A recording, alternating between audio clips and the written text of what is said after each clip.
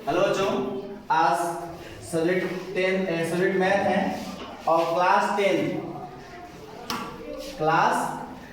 10 का है और एक्सरसाइज है 1.1 यानी शुरुआत से है। इसमें कह रहा है वास्तविक संख्या, जो पहला चैप्टर है उसको मैंने शुरू से हल किया। यहाँ पे प्रथम प्रश्न में कह रहा है कि यूक्लिड विभाजन एल्गोरिथम के प्रयोग से एलसीएम ज्ञात कीजिए। जो सवाल यहाँ पे दिया हुआ है, पहला 135 और 225, दूसरा दिया है 196 और 38,220, तीसरा में सवाल दिया है 867 और 255। चलिए पहला क्वेश्चन तो हमने यहाँ पे हल किया हुआ है, मतलब समझा हल किया हुआ है। पहला दिया है 135 और दिया है कितना 225। इसमें जो सबसे बड़ी संख्या है उसको हम a मानते हैं और जो सबसे छोटी संख्या है उसको हम b मानते हैं। ये हमने लिख दिया है कि सबसे बड़ी संख्या को a तथा सबसे छोटी संख्या को हम b मानते हैं। इसके बाद यूक्लिड विभाजन और एल्गोरिथम से लिखते हैं a bq प्लस r, अर्थात होता है इसका भाज्य भाजक गुणे भागफल प्लस शेष। तब हम क्या करते हैं, यहाँ पे 235 लिखते हैं इक्वल टू 225 इक्वल टू 135।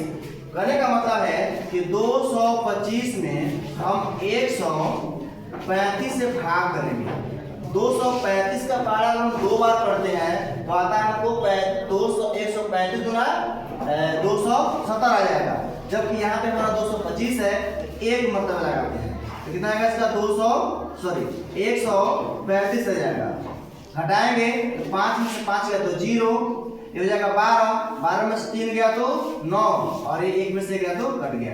अर्थात हमारा ये आ गया भागफल।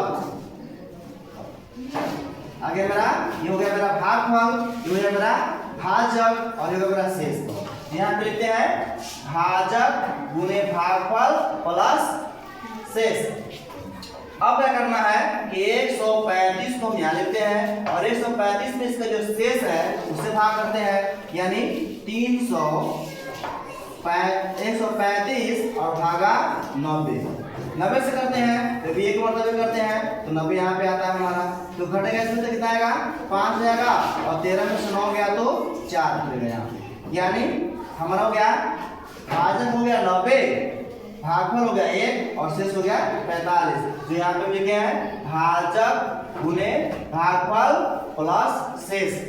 इसके बाद होता है जो हमारा भाजक आया, भाजक 90, इसमें पुनः यहाँ पे लिखते हैं और जो हमारा शेष बचता है उससे पुनः हम भाग करते हैं। यानी लिखते हैं कि 90 भाग कितना 45, तो 45 गुना कितना होता है हमारा 90, अर्थात ये कट गया। यानी शेष में कितना बचा हमारा 0।